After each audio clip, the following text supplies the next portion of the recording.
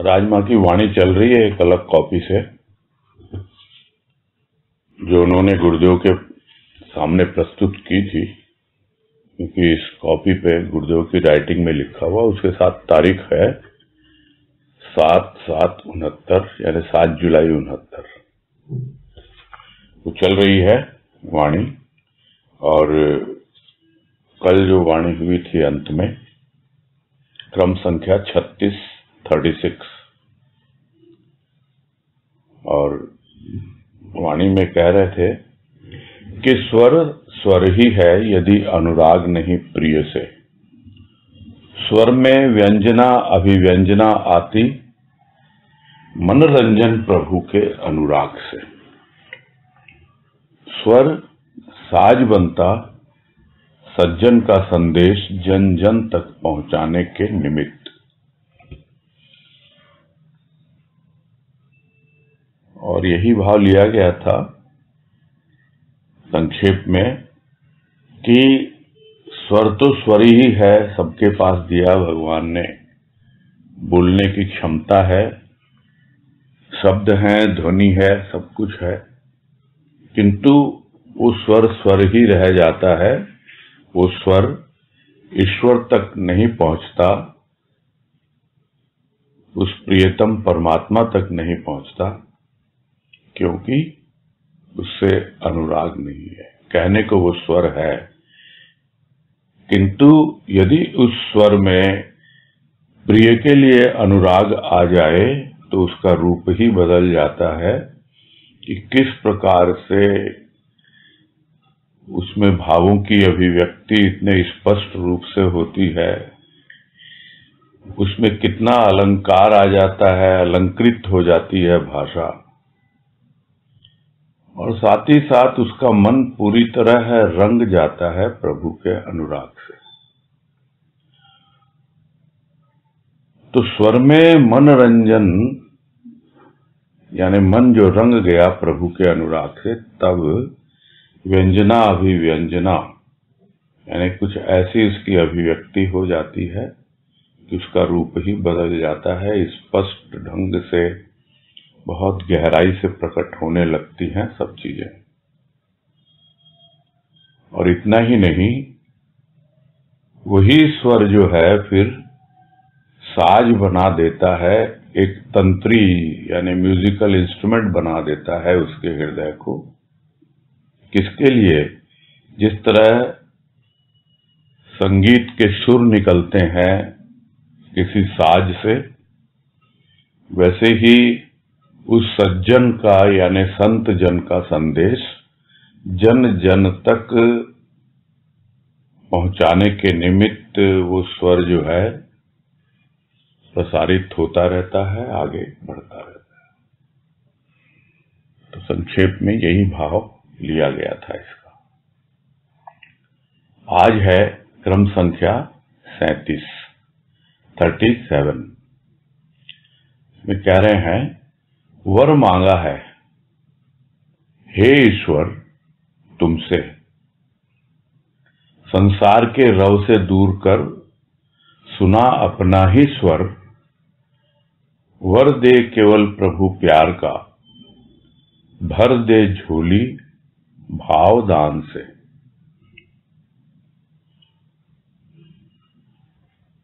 तो वर मांगते हैं, अक्सर मांगते हैं लोग वर। तो वर कौन मांग सकता है? वर वही मांग सकता है जिसने कुछ साधना की हो। जैसा हम देखते थे, सुनते रहे हैं कि जो जप तप उपवास इत्यादि किसी भी क्लिष्ट साधना के द्वारा उस देव को प्रसन्न कर देते हैं, देवी देवताओं को, तो वो कहते हैं कि वर मांगो। तो वर तभी मिलता है जब उसका देव प्रसन्न होता है। तो देव प्रसन्न हुआ, वो ईश्वर प्रसन्न हुआ। हम जिस राह पे आगे बढ़ रहे हैं, जो भी साधन हमको मिले हैं उनका हम समुचित सदुपयोग कर रहे हैं, और हमको समझ में आ गया कि ईश्वर से अब हमें क्या वर मांगना है। प्रसन्न होकर यदि पूछे वो कि बोल तुझे क्या चाहिए, तब भक्त कहता है मैंने तो उससे ये मांगा है कि तुम मुझे संसार के रव से दूर करो। रव यानी शोर शराबा, हो हल्ला। यह जो संसार का जो शोरगुल है इससे मुझे दूर करो, और इतना ही नहीं, सुनाओ तुम अपना स्वर, क्योंकि संसार के जितने भी तरह तरह के स्वर हैं वो स्वर नहीं है, वो शोर ही है। यही अंतर है शोर में और स्वर में। संसार का कहेंगे वो हम भी तो स्वर में ही हैं, किंतु वो स्वर नहीं है, वो शोर है। तो उस शोर से बचना चाहता है और कहता है कि तू सुना अपना ही स्वर सुना। तू तो बहुत सुन लिया संसार का शोर, अब मुझे तू अपना स्वर सुना। और इतना ही नहीं, वर दे मुझे। क्या वर दे? केवल प्रभु प्यार का, और कोई वर नहीं चाहिए।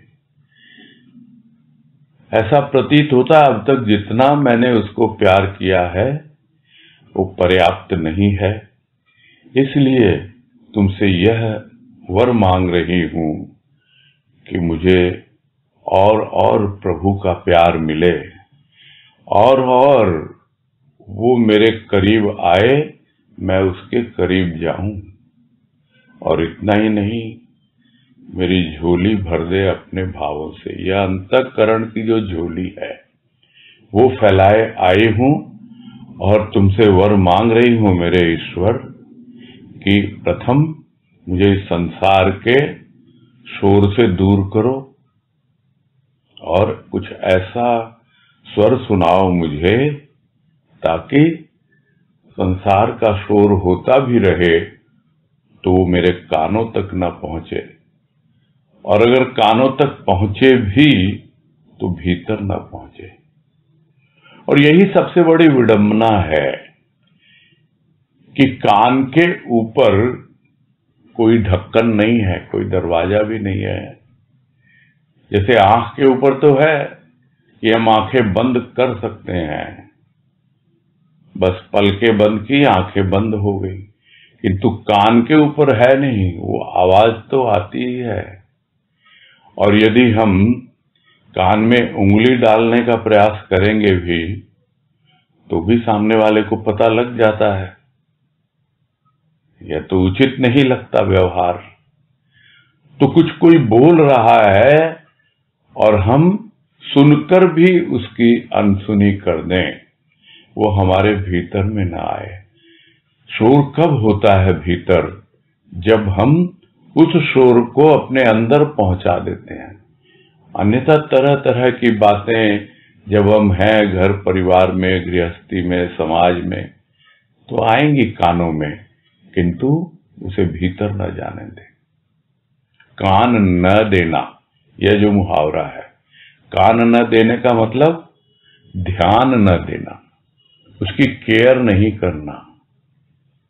बोलने वाला बोल रहा है, ये भी कहते हैं कि इस कान से सुनो, उस कान से निकाल दो।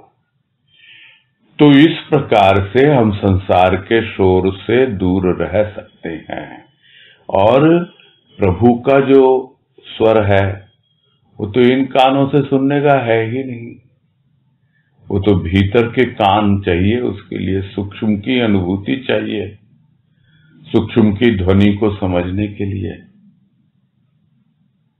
इस तरह से जब जीवन जीने लगेंगे तो हम अपने आप अनुभव करेंगे कि प्रभु का प्यार और हमारे जीवन में आ रहा है, उसका भाव और हमारे अंतःकरण की झोली में भर रहा है। आगे है क्रमांक 38। इसमें कह रहे हैं, प्रभु की आंखों का स्नेह, प्रभु की आंखों की स्थिति गति देती प्राणों को भक्त के। प्रभु की आंखों में तो स्नेह है ही, इसमें तो किसी को कोई संदेह है भी नहीं। यदि किसी ने उसके आमंत्रण को स्वीकार किया है, जब वो कहता है कि मेरी आंखों में देख, तो जब उसकी आंखों में देखता है तो वह आंखें पूरी तरह प्रेम और भाव से ही पगी हुई हैं। उनमें सिर्फ और सिर्फ प्रभु का प्रेम ही झलकता है। तो उन आंखों में जो स्नेह है, उसी से प्रभु की आंखों की स्थिति पता लगती है कि कहां हमारी आंखें तो इधर उधर डोलती रहती हैं, टिक ही नहीं पाती, किंतु उसकी आंखें बिल्कुल स्थिति है उन आंखों में, और उन आंखों की स्थिति को देखकर ही वो स्नेह सीधा हमारे भीतर प्रवेश करता है और भक्त के प्राणों में एक नव जीवन का संचार होता है। यानी वो प्राण जो होते हुए भी नहीं थे, निष्प्राण जीवन जी रहा था, जड़वत जीवन, उन प्राणों में चेतनता आती है जब उन आंखों के माध्यम से कुछ गति आती है और धीरे धीरे कुछ ऐसी स्थिति भी बनती है कि वो आंखें जो प्रभु की आंखें हैं, वो आंखें हमारी आंखें बनने लगती हैं। तभी तो गुरुदेव कहते हैं दूसरी अवस्था क्या है? प्रथम अवस्था मेरी आंखों में देख, दूसरी अवस्था मेरी आंखों से देख।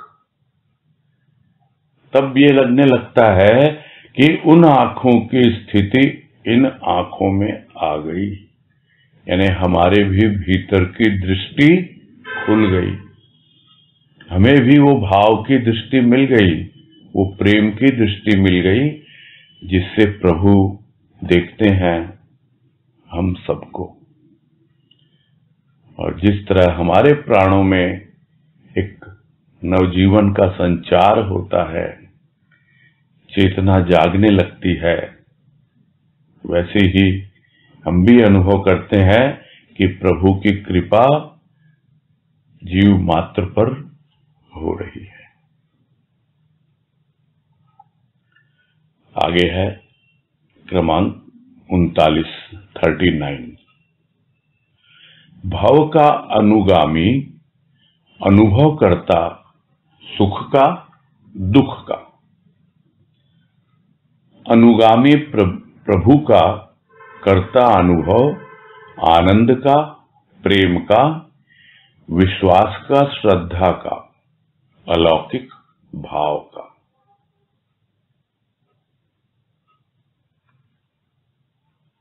अनुगामी, अनुगामी हम जानते हैं इस शब्द का क्या अर्थ होता है। अनु यानी पीछे, गामी यानी गमन करने वाला, गामी यानी चलने वाला।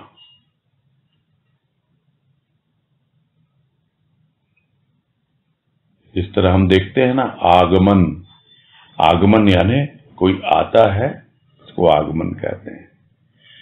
तो जो अनुगामी है, भव का अनुगामी यानी संसार के पीछे चलता है, और संसार के पीछे चलता है उसके चलाए चलता है। हम जिसके पीछे चलेंगे स्वाभाविक है, जिधर वो जाएगा हम भी उधर जाएंगे। तो यदि हम संसार के पीछे चलते हैं तो जैसे संसार करता है वैसे ही हम भी करेंगे, उसी राह पर हम बढ़ते चले जाएंगे।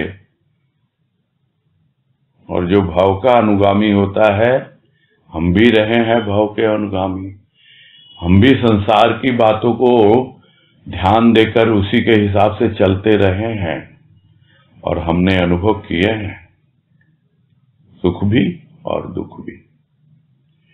और फिर भी यदि सुख और दुख दोनों का अनुभव हो रहा है तो इसका मतलब अभी भी हम इस संसार की बातों को कान दे रहे हैं।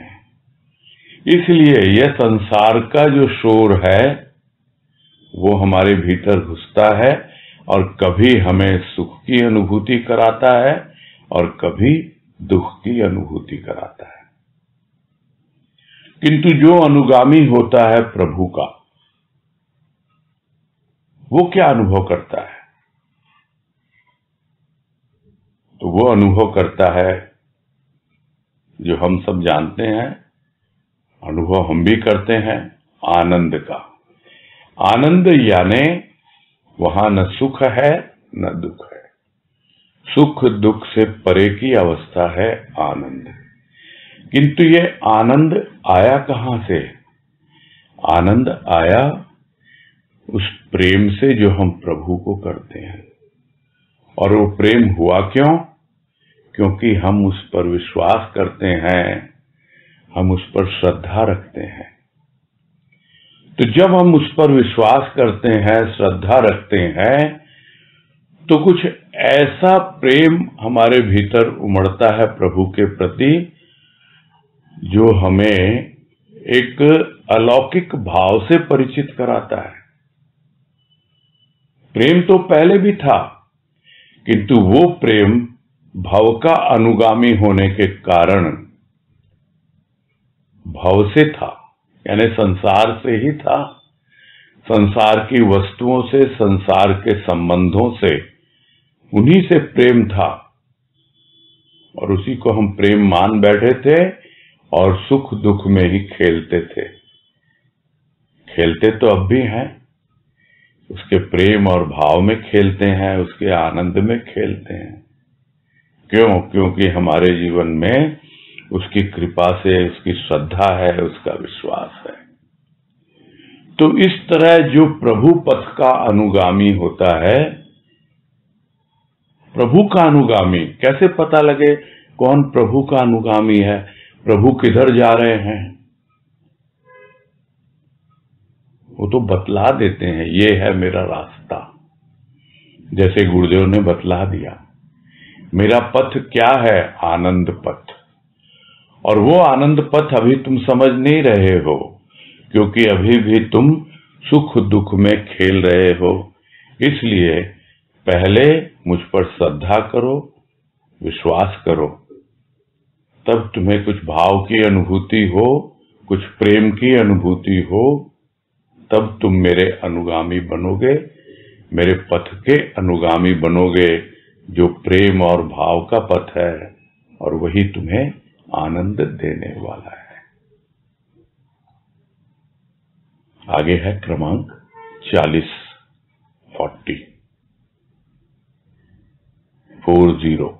इसमें कह रहे हैं, सुर चाहे मंद हो, मध्य हो, तीव्र हो, मेरी श्वास की सरगम पर तेरा स्वर हो, तेरा गान हो, कामना है यही जन्म जन्म की।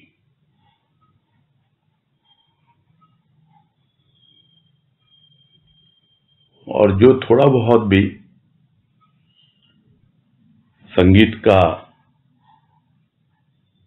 ध्यान रखते हैं या नॉलेज रखते हैं, उनको आइडिया होगा कि जो सरगम होती है वो 7 स्वरों की होती है और 7 स्वरों के समूह को सप्तक कहा जाता है। सप्तक, सप्त जैसे है सप्तक, तो वो सप्तक 3 होते हैं, 3 सप्तक। एक होता है मंद सप्तक, जो सबसे नीचे के सुर होते हैं 7। एक होता है मध्य सप्तक और एक उससे ऊपर के 7 तीव्र सप्तक। तो जो एक संगीत होता है, जो सुरों का उतार चढ़ाव होता है, वो ज्यादातर तो मध्य में ही रहता है, लेकिन कभी नीचे आता है मंद की ओर और कभी ऊपर जाता है तीव्र की ओर। और इस प्रकार जो सुरों का एक रूप बनता है, जो उससे सरगम की एक ध्वनि निकलती है, एक संगीत बनता है, वो अपने आप ही बरबस स्वयं को तो प्रसन्न करता ही करता है। जो भी उस स्वर को, उस गान को सुनेगा, वो भी उसे सुन करके प्रसन्न होगा। तो चाहे जिस अवस्था में भी हो, ये स्वर जो चल रहे हैं, कहाँ चल रहे हैं? श्वासों में चल रहे हैं। ये सरगम कौन सी है? श्वासों की सरगम है। अब उसमें कभी मंद होंगे, कभी तीव्र होंगे, ज्यादातर तो मध्य ही होंगे।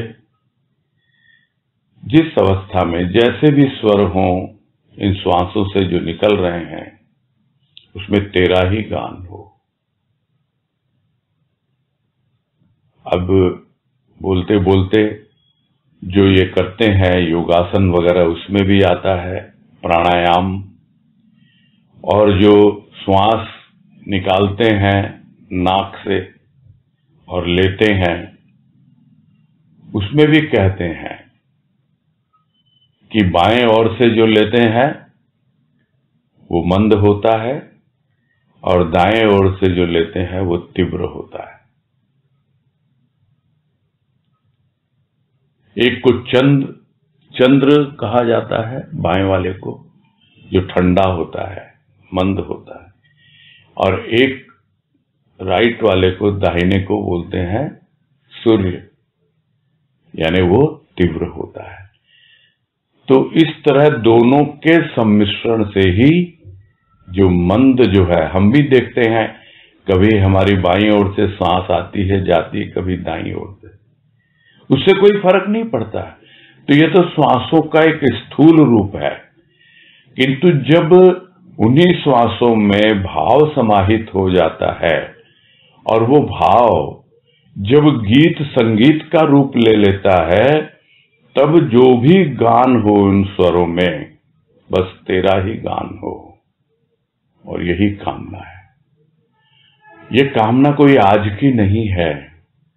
जब इस तरह के स्वर थोड़े बहुत भी अनुभव में आने लगते हैं, तो यही लगता है कि जन्म जन्मांतर से यही तो कामना थी, यही तो मेरी इच्छा थी कि बस इन श्वासों की सरगम पर प्रभु का ही गान हो, उसी का ही संगीत हो, उसी की धुन हो, उसी की राग हो, और यही मेरा जीवन हो।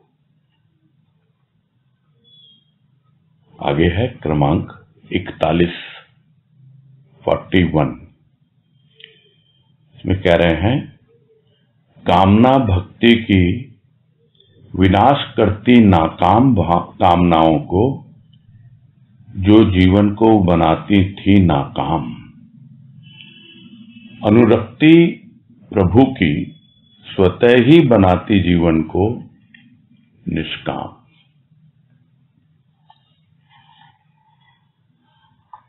तो अक्सर हम सुनते हैं निष्काम भाव से जीवन जियो,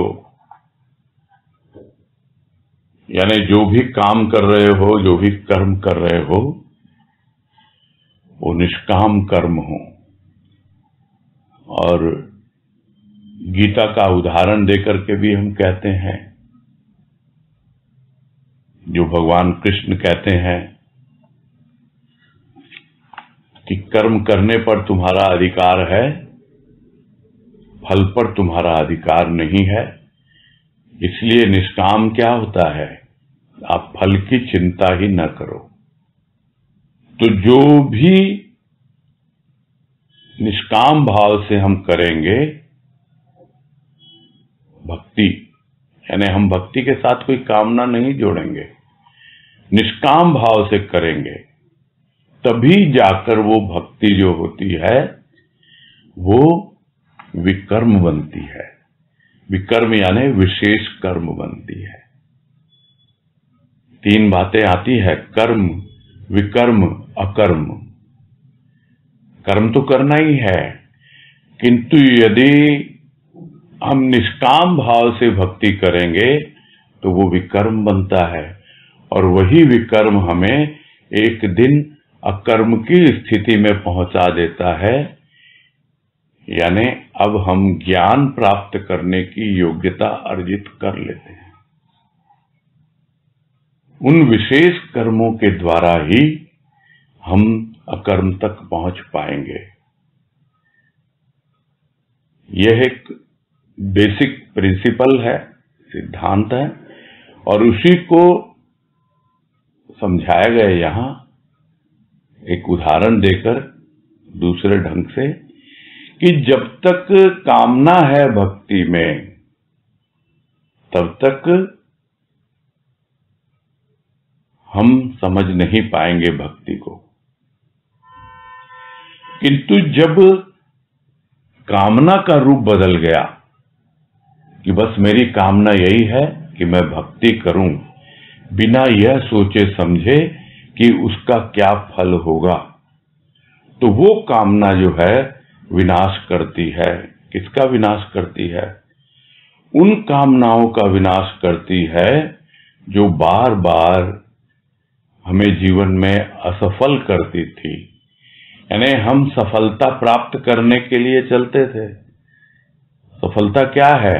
कर्म फल की इच्छा। और हमको बार बार लगता था हम असफल हो रहे हैं, हम नाकाम हो रहे हैं। तो जब से हमने फल की इच्छा छोड़ दी, तब से अपने आप ही वो नाकाम कामनाएं जो हैं वो बिल्कुल नष्ट हो गई, और वो जो बनाती थी मेरे जीवन को हमेशा नाकाम। बार बार असफलता आती और हतोत्साहित करती कि अरे तुमसे तो कुछ भी नहीं हो सकता, भक्ति कर रहे हो, क्या भक्ति कर रहे हो, तुम्हारी मनचाही तो हो ही नहीं रही है, तुम्हारी कामना की पूर्ति तो हो ही नहीं रही है, तो इसलिए भक्ति ली भी और उसमें भी कामना रखी तो असफलता ही हासिल होती है। किंतु भक्ति को बिल्कुल निष्काम भाव से जब लिया, वो कैसे होगा? वो होगा प्रभु के प्रति अनुराग से। तो उस भक्ति में अनुरक्ति आई प्रभु की, तो अपने आप ही जीवन को निष्काम बना देती है। यानी अब फल की ओर ध्यान नहीं कि सफल है या निष्फल है,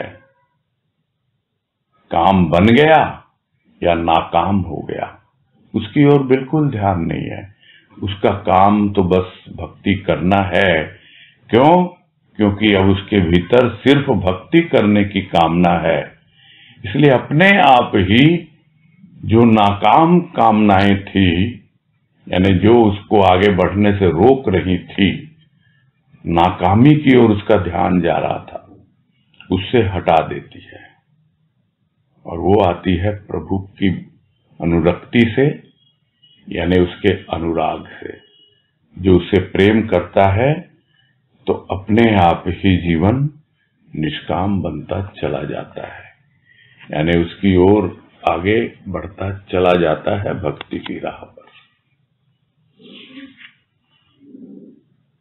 आगे है क्रमांक 42।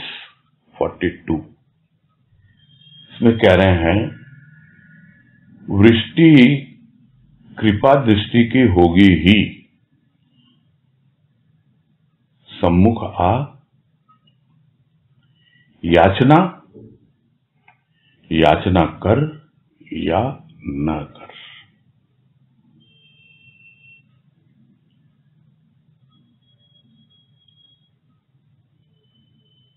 ये भीतर एक विश्वास आ जाता है कि मैंने अगर भक्ति को अपनाया है और वो निष्काम भाव से हो रही है, तो अपने आप ही उसकी कृपा दृष्टि वृष्टि करेगी ही करेगी। एक विश्वास होता है भीतर, और यह विश्वास होता है कि वो एक दिन अवश्य ही मेरे सम्मुख आएगा, मेरे सामने प्रकट होगा। तो अगर सामने आ भी गया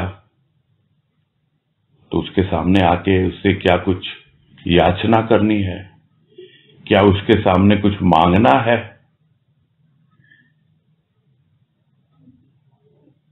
मांगना तो था पहले, जब लगता था कि मेरे लिए ये उपयुक्त है, ये उचित है। अब लगता है कि जो कुछ भी है वो सब कुछ जो उपयुक्त है, जो उचित है, वो तो दे ही रहा है देने वाला। तो अपने आप ही याचना का भाव मिट जाता है। अगर वो सम्मुख आ गया तो क्या उससे याचना करनी है, मांगू तुमसे कुछ, या फिर मैं तुमसे याचना करूं कि तुम अपनी कृपा दृष्टि मुझ पर करो, कृपा दृष्टि की वृष्टि करो। बोलो उससे मांगो या ना मांगो, तुम तो बस यही कहो कि प्रभु तू सम्मुख आ, मुझे अपना दर्शन दे, अपनी कुछ ऐसी अनुभूति दे कि मुझे पता लगे कि तेरी कृपा दृष्टि की वृष्टि मुझ पर हो रही है। तो यही है भक्ति का एक रूप जो भक्त चाहता है और उसके जीवन में होता रहता है कि वृष्टि हो रही है कृपा दृष्टि की, और उसे विश्वास है कि होगी ही, और एक दिन प्रभु सम्मुख आएगा ही आएगा। तो उसके लिए याचना करता है या नहीं करता है? वो क्या तेरी याचना सुन के आता है? तो अपने आप देखता है कि इसकी भक्ति अभी भी सकाम है या निष्काम है। क्या यह कामना की पूर्ति के लिए कर रहा है, या सिर्फ इसके भीतर एक ही कामना है कि मैं भक्ति करता रहूं और अपने प्रभु के प्रेम भाव से हमेशा सराबोर रहूं। तो वो कृपा दृष्टि उसकी वृष्टि होती रहती है, प्रेम और भाव उसके जीवन में आता रहता है। उसे उसके लिए कुछ भी याचना नहीं करनी पड़ती, कोई मांग नहीं रखनी पड़ती। आगे है क्रमांक 43। इसमें कह रहे हैं, मोह का बंधन परिवर्तित हुआ प्रेम बंधन में, धन पूरित प्राणों में ऐसा कि वृद्धि लुटाने में, समृद्धि बरसाने में। तो एक बंधन तो था पहले, मोह का बंधन। तो ये सब बातें हमने बहुत अच्छे से समझी हुई हैं कि मोह में भी प्रेम तो होता ही है, ऐसा तो नहीं है। मोह भी बांधता है और प्रेम भी बांधता है। अब यह हम पर निर्भर करता है कि हम मोह के बंधन में बंधेंगे या प्रेम के बंधन में। जब हम मोह के बंधन में बंधते हैं तो हम बहुत सीमित दायरे में जीवन जीने लगते हैं। वो हमारा प्रेम जो और पुष्पित और पल्लवित हो सकता था और व्यापक हो सकता था, वो सीमित हो जाता है, अपने घर परिवार में सीमित हो जाता है, और हम अनुभव करते हैं कि हम बहुत ही बंधन में है, बहुत जकड़े हुए हैं। तो ये बंधन किसका है? मोह का बंधन है। दूसरी ओर जब प्रेम का बंधन आता है, प्रभु प्रेम का बंधन, उसमें भी बंधते हैं, तो बाकी के सारे बंधन शिथिल हो जाते हैं, ढीले पड़ जाते हैं, और समय पाकर हट भी जाते हैं। भजन की पंक्तियां याद आ रही है कि तेरे प्रेम में हम बंधे ही रहेंगे, कि अब जिंदगी में बंधन नहीं है। पता लग गया कि अब जिंदगी में बंधन नहीं है, अब सिर्फ प्रेम का ही बंधन है, और हम इसको सहर्ष स्वीकार करते हैं, क्योंकि हमने अनुभव किया है कि उस मोह में भी जो थोड़ा बहुत प्रेम था उसकी हमें पहचान हो गई। उस सीमित को हमने असीमित की ओर मोड़ दिया, उसे दिशा दे दी एक, तो परिवर्तित हो गया वो मोह का बंधन प्रेम के बंधन में। और वो प्रेम का ऐसा धन मिला, प्रेम धन, कि प्राणों को पूरी तरह से उसने भर दिया।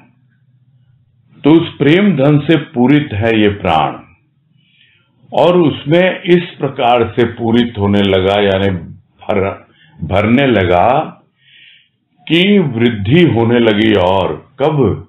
जब आप उस प्रेम धन को लुटाते हैं। उस प्रेम धन को लुटाते हैं तो उसमें और वृद्धि होती है, जिसको मीरा कहती है दिन दिन बढ़त सवायो। सवायो यानी 25% बढ़ जाता है दिन दिन, और दिन दिन से मतलब यह नहीं पूरा एक दिन। इसका तात्पर्य यही है, जितना उस धन को लुटाएंगे उतनी ही उसमें वृद्धि होती चली जाएगी, बढ़ता चला जाएगा। फिर है समृद्धि। समृद्धि क्या होती है? जो बहुत अधिक धनवान होता है, जिसको हम कहते हैं पूरा भरा पूरा रहता है एकदम। तो प्रेम से एक बार तो पूरित हो गया, उस बंधन को स्वीकार करके, उस बंधन में जीते जीते, किंतु अभी भी उसका एक दायरा है, उसकी अभी एक सीमा है। वो सीमाएं कब टूटेंगी, कब उनका अतिक्रमण होगा? जब उस प्रेम धन को जो प्राणों में पहुंच गया उसको लुटाया जाए, और भरा पूरा रहेगा, जिसे हम कहते हैं कभी भी किसी भी चीज की कमी नहीं होगी। उसको बरसाने में है। एक होता है लुटाएंगे, तो कहां से लुटाएंगे? हम भी जमीन पर हैं और दूसरा भी जमीन पर है। हाथ में जितना आया थैली में डाला, जितने सिक्के हाथ में आए लुटा दिए। बरसाने में, बरसाते कब हैं? जब हम जमीन से ऊपर उठ जाते हैं। उस वक्त भाव की कुछ ऐसी अवस्था बनती है कि आप ऊपर से लुटाते हो, और वो ऊपर से लुटाने वाला कोई और नहीं होता है, वो ऊपर वाला ही होता है, जिसने उस प्रेम धन से आपके प्राणों को पूरित किया है। तो यह अवस्था बनती चली जाती है।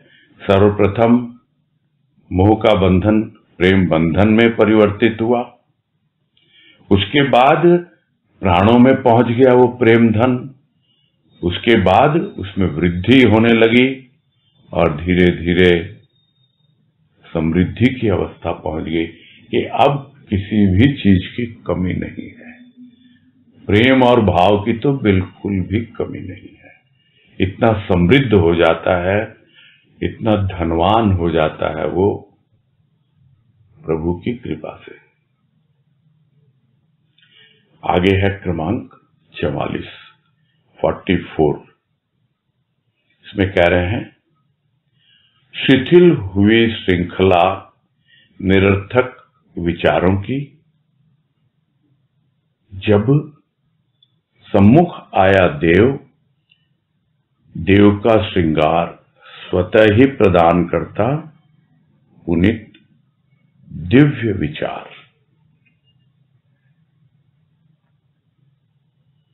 तो यह निरर्थक विचारों की श्रृंखला, श्रृंखला यानी बेड़ी, ये बंधन ही तो बन के आती है। एक कड़ी से दूसरी कड़ी जुड़ती है, उसी तरह एक निरर्थक विचार से दूसरा निरर्थक विचार जुड़ता है। और वो निरर्थक विचार जुड़ते जुड़ते कुछ ऐसे हमें बंधन में बांध देता है, ऐसी जंजीर में बांध देता है कि वो कभी भी बंधन ढीला पड़ता ही नहीं, वो श्रृंखला शिथिल होती ही नहीं। वो बंधन शिथिल कब होते हैं, श्रृंखला शिथिल कब होती है?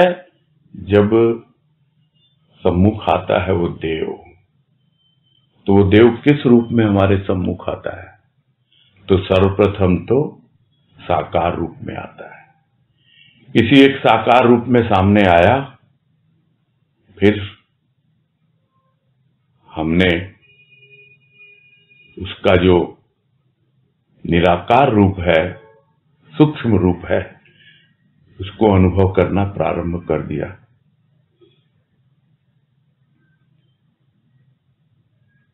तो हमको जो भी भाव मिल रहे हैं, जो भी उसका प्रेम मिल रहा है, उससे हमने अपने उस देव का, गुरुदेव का श्रृंगार करना प्रारंभ कर दिया।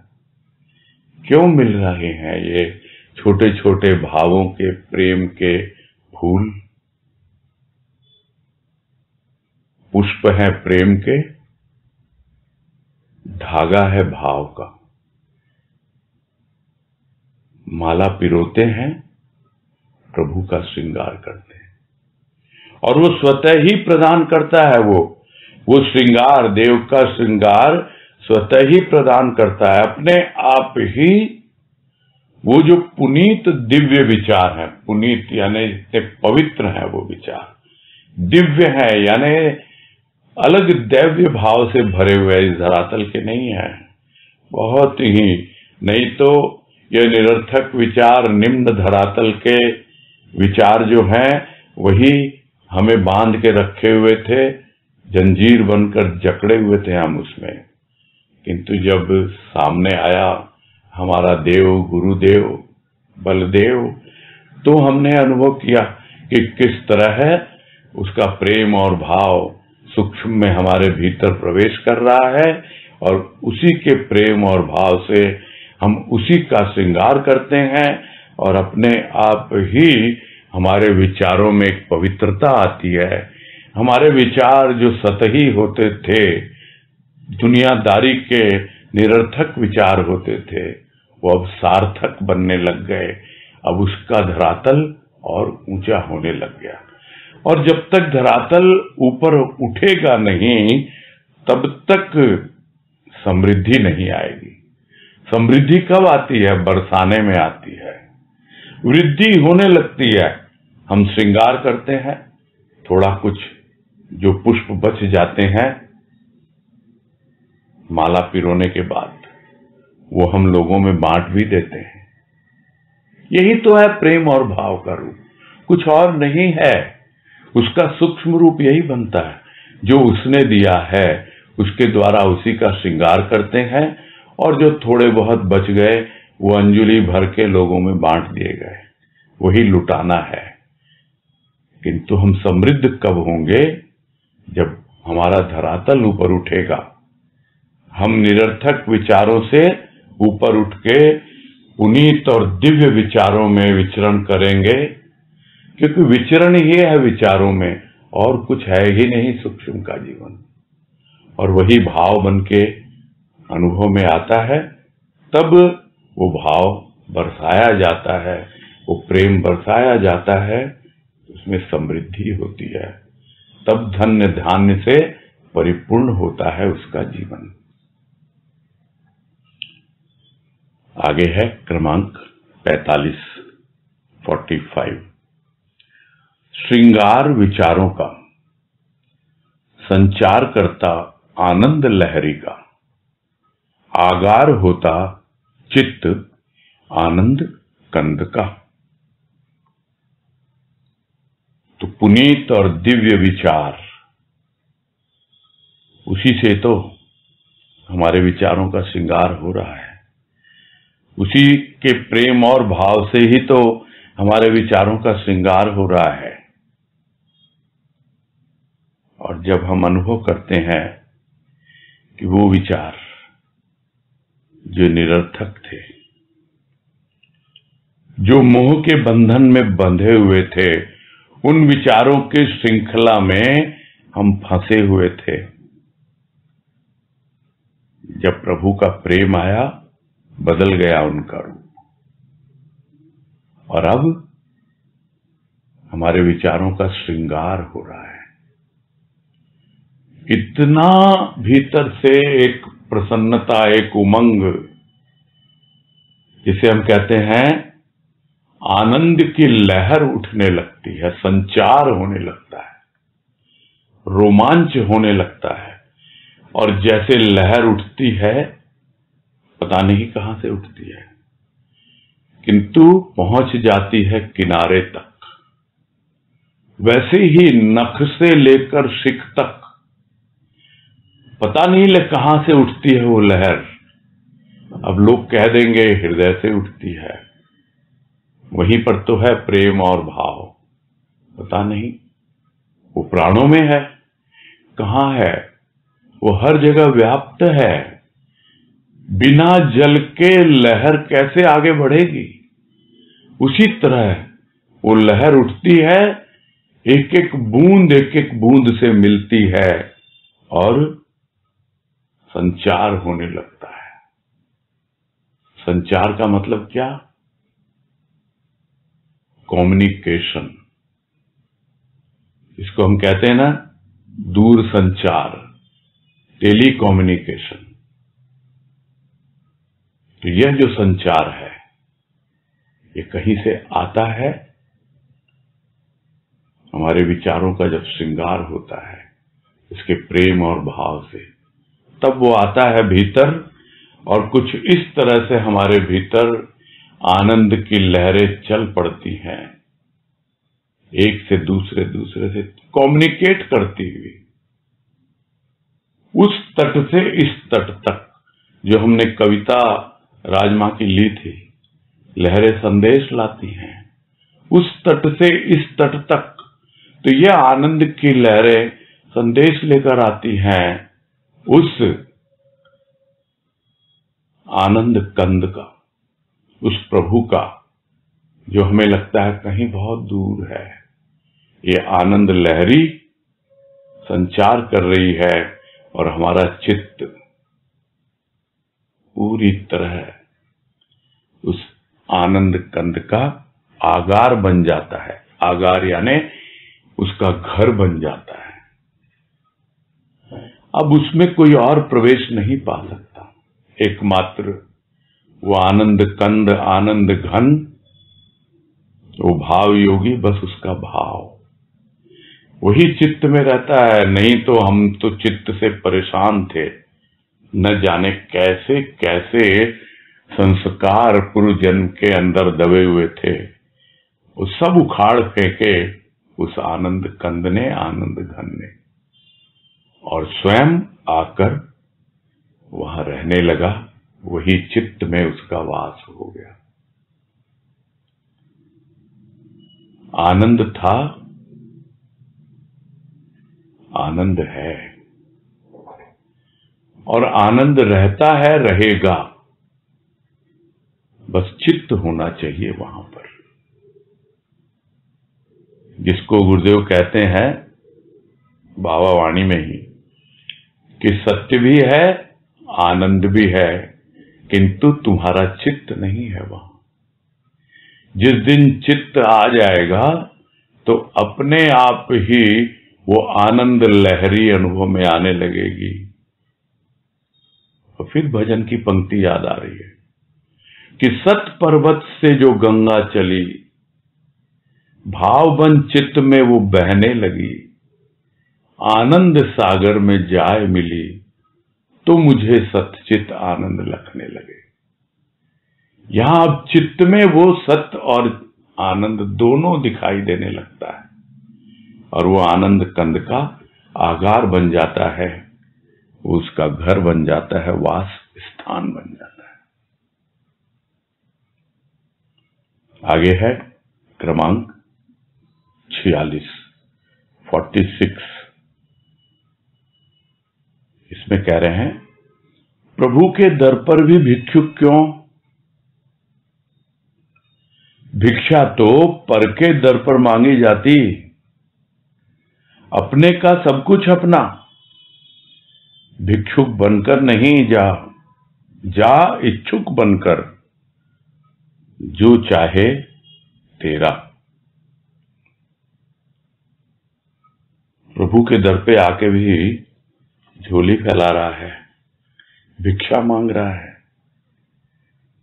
भिक्षा किसके पास मांगी जाती है? जो हमसे परिचित नहीं है, जो हमारे अपने नहीं है, जो पराये हैं।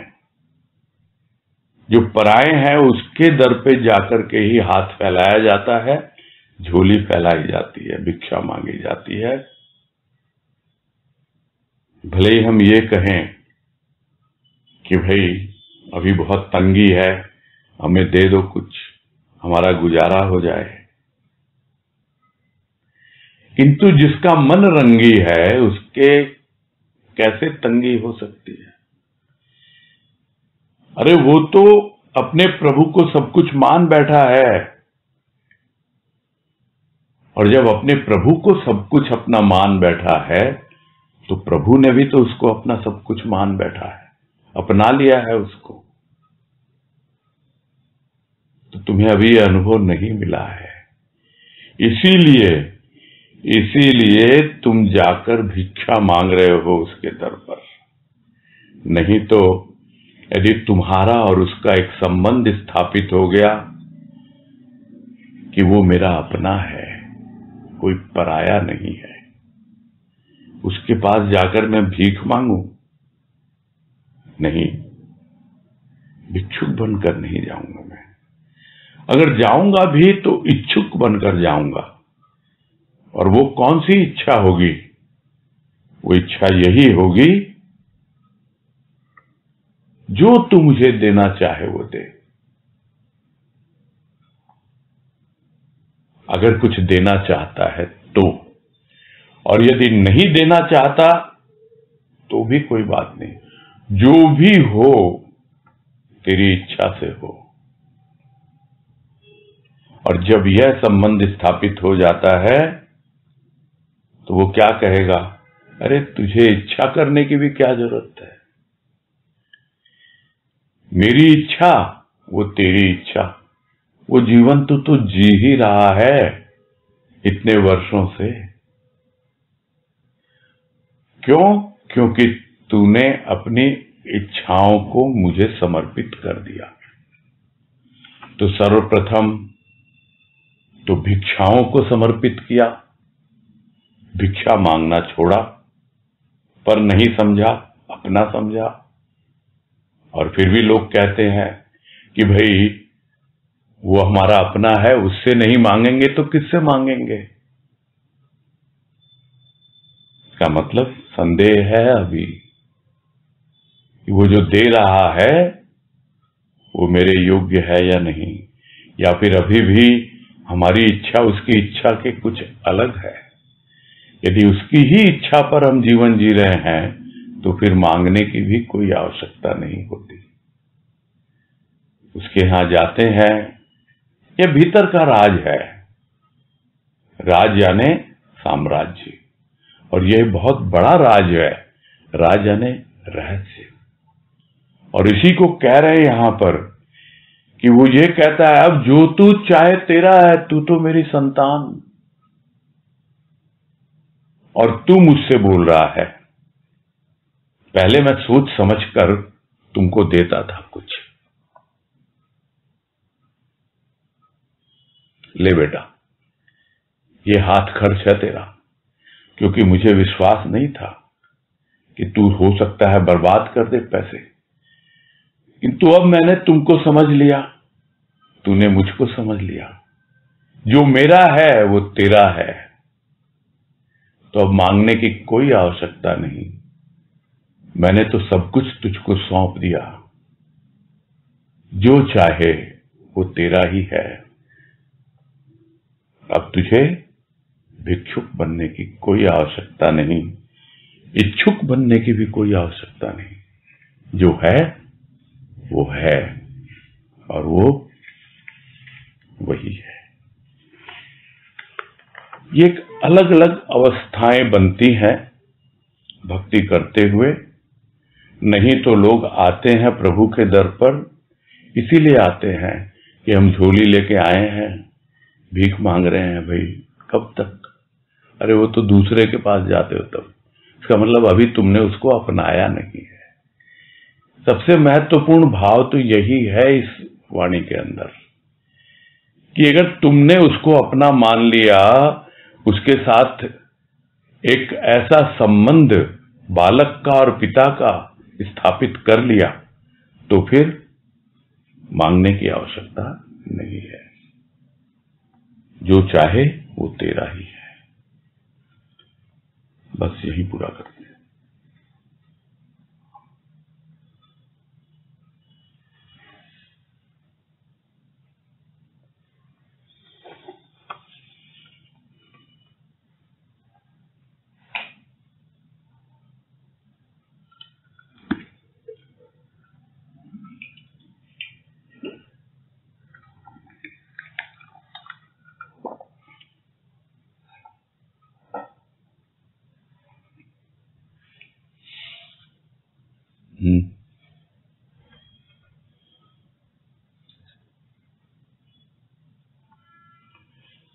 असल में अंत में इतना समय होता नहीं कि एक और वाणी ली जाए। इसी वजह से पूरा भी करना पड़ता है समय पर,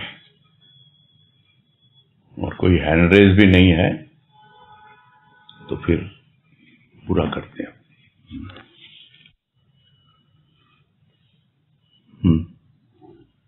हरिओम भैया जी। हाँ हरिओम। हरिओम सभी को। हाँ सबको हरिओम। हरिओम सबको हरिओम। हरिओम हरिओम हरिओम हरिओम सबको हरिओम। हरिओम हरिओम।